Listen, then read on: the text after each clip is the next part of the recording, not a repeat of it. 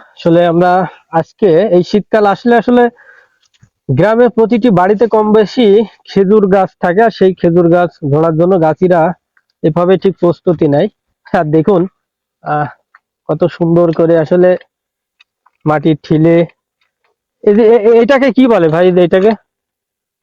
এটা হ্যাঁ হ্যাঁ, খালোই খালোই। খালই না? আসলে এই যে দেখতে পাচ্ছেন, এটা খালই, রশি, লাঠি, আর একটি রয়েছে মাটির ঠিলি। গাছিরা ঠিক এভাবে আসলে গাছে ওঠেন। দেখুন সে গাছে উঠছে, বিশাল বড় গাছ, ওই মাথাতে উঠে চলে যাবে সাত্তার ভাই। সে এই শীতকাল আসলেই বেশ, আসলে বলা যায় বিগত 40 বছর যাবত তিনি নাকি আসলে এই খেজুর গাছগুলো ধরেন, অর্থাৎ গাছ থেকে রস সংগ্রহ করেন। আমি একটু দেখাবো আপনাদের। ওই যে দেখুন কত লম্বা বড় গাছ, সে গাছে উঠে পড়েছে। এই যে ওখানে এক ধরনের লাঠি নিয়েছে, যেটাকে বেঁধে রশি দিয়ে, যে রশিগুলো দেখলেন সেই রশিগুলো দিয়ে বাঁধা হচ্ছে, ঠিক ওর উপরে দাঁড়িয়ে গাছের যে রস সংগ্রহ করার জন্য যে চাষ দিতে হয়, বিশেষ চাষ, সেটা দিবেন।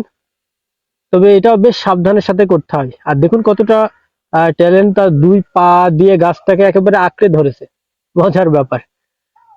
হ্যাঁ, আবার উঠে যাচ্ছেন, একেবারে মাথায় উঠে পড়ছেন। হ্যাঁ, মাথায় উঠে পড়ছে, দেখান। কি আজকে ফার্স্ট টাইম নাকি? আজকে ফার্স্ট রস সংগ্রহ করছে। নিশ্চয় তো আজকে রস খুব মিষ্টি হবে। ঠিক, তিনি বলছেন যে প্রথম যদি গাছ কাটার ভাগে পড়ে প্রথম দিন, সেদিনকে রস অনেক মিষ্টি থাকে, পাশাপাশি ওয়েদারের উপর অনেকটাই ডিপেন্ড করে। যেদিনকে ঠান্ডা এবং আবহাওয়া খুব ভালো থাকে আর কি, সেদিনকে রস নাকি খুবই মিষ্টি হয়। তো তিনি চাষ দেওয়া শুরু করলেন, দেখতে পাচ্ছেন অলরেডি চাষ দেওয়া শুরু করেছে। গাছটা অনেক বড়। সেই গাছে উঠে তিনি রস সংগ্রহ করছেন।